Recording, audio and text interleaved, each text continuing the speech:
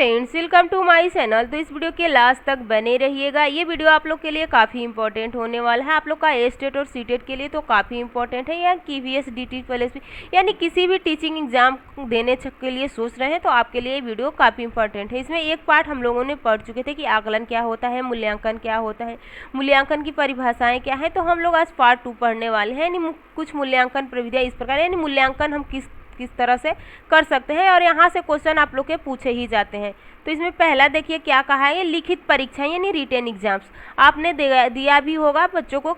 आप जब या आप किसी स्कूल में पढ़ाते होंगे तो आपने बच्चों से लिया होगा, या जब आप अपने समय पढ़ते थे या बीएड की कॉपी लिखेंगे तो आपको जब बीएड की कॉपी लिखते हैं या तो वहाँ पे कैसा होता है, आपका लिखित परीक्षाएं होती है यानी रिटेन एग्जाम्स होता है। तो यही कहा गया कि इन परीक्षाओं में निबंधात्मक प्रश्न तथा वस्तुनिष्ठ प्रश्न मुख्य है। निबंधात्मक परीक्षाओं में छात्र की विस्तार पूर्वक उत्तर लिखने होते हैं। तो ये हो जाएगा आप लोग का लिखित परीक्षाएं। एक होता है मौखिक परीक्षाएं, यानी जो आप लोग इंटरव्यू देते हैं तो क्या होता है, ओरल यानी ओरल एग्जामिनेशन होता है, यानी मौखिक परीक्षाएं होता है। इन परीक्षाओं द्वारा छात्रों की उपलब्धियों के उन पक्षों का मूल्यांकन किया जाता है जिन्हें हम लिखित परीक्षाओं द्वारा नहीं मापा जा सकता है। अगला है साक्षात्कार, यानी ये भी इंटरव्यू ही में आ जाएगा, यानी इंटरव्यू में जैसे ओरल एग्जामिनेशन की इसमें कुछ हम मौखिक क्वेश्चन पूछते हैं, और एक होता है साक्षात्कार यानी इंटरव्यू। साक्षात्कार की विधि में परीक्षणकर्ता व्यक्ति से बातचीत करके सूचनाएं एकत्रित करता है। साक्षात्कार द्वारा विद्यार्थी के बौद्धिक स्तर, आत्मविश्वास, उपयुक्त दृष्टिकोण का मूल्यांकन किया जा सकता है। मौखिक परीक्षाएं तथा साक्षात्कार के उद्देश्यों में अधिक अंतर नहीं होते हैं। अगला देखिए प्रयोगात्मक परीक्षाएं क्या होती है, एक्सपेरिमेंटल एग्जामिनेशन। गणित में ज्यामिति, त्रिकोणमिति आदि विषय में प्रयोगात्मक कार्य द्वारा प्रत्यय संकल्पनाओं को स्पष्ट कराया जा सकता है। यानी इसमें हम प्रयोग करके ही बच्चों, अगर आप मैथ पढ़ा रहे हैं तो कोई क्वेश्चन देंगे तो बच्चा जब उसको सॉल्व करेगा तभी आप वहाँ पे बच्चे का प्रयोग यानी आप परीक्षाएं का आकलन कर सकते हैं, वैसे आप नहीं कर पाएंगे। अगला देखिए प्रेक्षण क्या है, ऑब्जर्वेशन, यानी जब हम किसी चीज़ को देखते हैं तो उसको ऑब्जर्व करते हैं। तो देखिए इसमें व्यक्ति के स्वाभाविक दशा में घटित तो होने वाली व्यवहारगत घटनाओं तथा परिवर्तनों का अभिलेख तैयार किया जाता है। पोर्टफोलियो के बारे में आप लोगों ने सुना ही होगा कि पोर्टफोलियो होती क्या है। तो देखिए यहाँ पे इसके द्वारा छात्र के कौशलों का मूल्यांकन को संग्रह किया जाता है।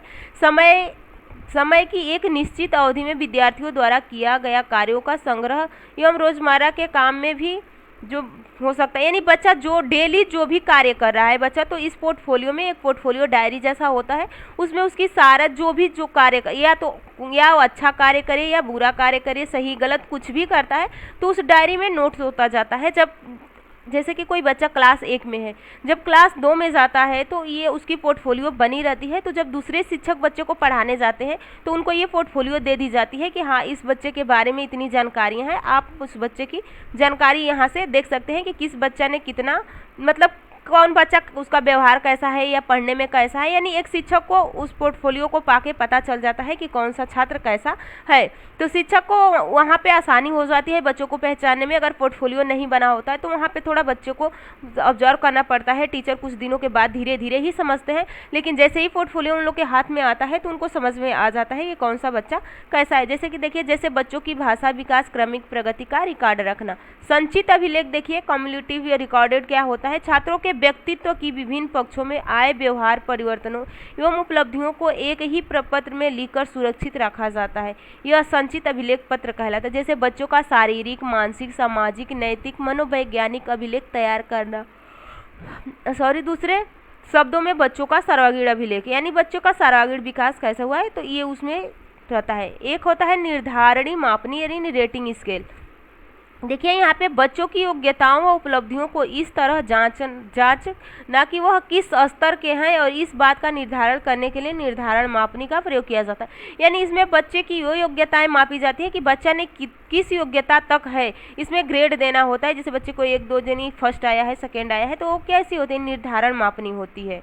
देखिए अब देखेंगे आकलन के प्रकार। आकलन के प्रकार यहाँ पे देख सकते हैं कि इसका उपयोग विस्तृत रूप से विद्यालय और शिक्षा पद्धति में किया जाता है। शैक्षिक उद्देश्यों से हम मूल्यांकन के 3 भागों में विभाजित करते हैं।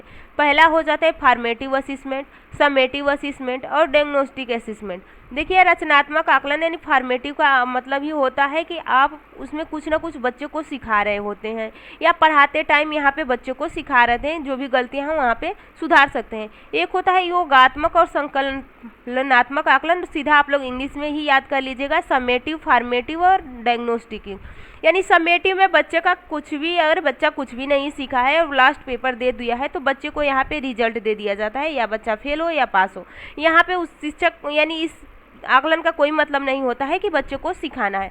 निदानात्मक आकलन का मतलब है कि जब आप फॉर्मेटिव यानी जब बच्चे का निदान करेंगे, डायग्नोस्टिक यानी देखेंगे कि बच्चे, जब आप बच्चे को चेक करेंगे हाँ कहाँ पे बच्चे को गलती हुई है, उसके बाद वहाँ पे आप निदान करेंगे। जैसे डॉक्टर के पास आप जाते हैं तो आप अपनी बीमारियों को बताते हैं, डिजीज़ क्या आपको फीवर हुआ है या क्या हुआ है, तो उसके बाद आपको डॉक्टर क्या करता है, निदानात्मक या आपकी फिर निदान के बाद फिर आपका उपचार करेगा। यानी निदान करते हैं, आपको चेक करता है कि हाँ सही में हुआ क्या है। तो यहाँ पे देखिए निर्माणात्मक रचनात्मक आकलन यानी फॉर्मेटिव असेसमेंट।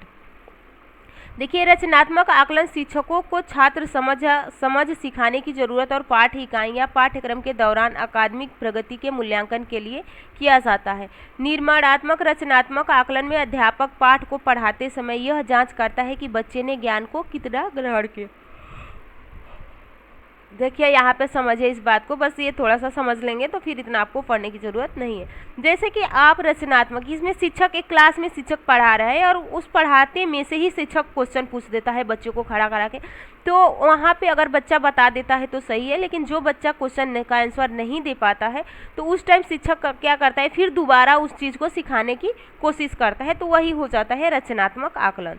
अगला देखिए रचनात्मक आकलन विद्यार्थी को यह जानने का अवसर प्रदान करता है कि उसे कहाँ सुधार की आवश्यकता होती है। यानी जब शिक्षक क्वेश्चन पूछेगा तो उसको पता ही चल जाएगा कि बच्चे को क्या समझ में नहीं आया है। इस आकलन में छात्र और शिक्षक दोनों के लिए गुणात्मक प्रतिक्रियाएं शामिल होती हैं। रचनात्मक आकलन पाठ के बीच बीच में किया जाता है, तो आपको यही कहा गया है कि रचनात्मक जो आकलन होता है पाठ के बीच बीच में, यानी शिक्षक पढ़ाता है उसी टाइम कर लेता है। लेकिन योगात्मक आकलन आपका जो लास्ट ईयर का मतलब लास्ट पेपर होता है, उसके बाद आप दूसरी कक्षा में जाते हैं तो वहाँ पे होता है। देखिए इसके द्वारा शिक्षक अपनी शिक्षण प्रक्रिया में सुधार करके छात्रों के सीखने में सुधार करके सीखने की क्षमता में वृद्धि कर सकता है। तो यहाँ तक आप लोगों ने आज की वीडियो में हम लोग यहीं तक पढ़ेंगे। कल वाली वीडियो हम लोग रचनात्मक आकलन के उपकरण, उदाहरण और बाकी सब पे रहेगा। तो आप लोग इस वीडियो के, अगर ये वीडियो आपको पसंद आई हो तो वीडियो को लाइक कीजिएगा, चैनल को सब्सक्राइब कीजिएगा, कमेंट करके ज़रूर बताइएगा कि आप लोग को मेरा पढ़ाया हुआ कैसा लगा है, आपको समझ में आ रहा है कि नहीं आ रहा है। तो नेक्स्ट वीडियो में बहुत जल्द मिलेंगे। आप लोग चैनल को सब्सक्राइब कर लीजिएगा।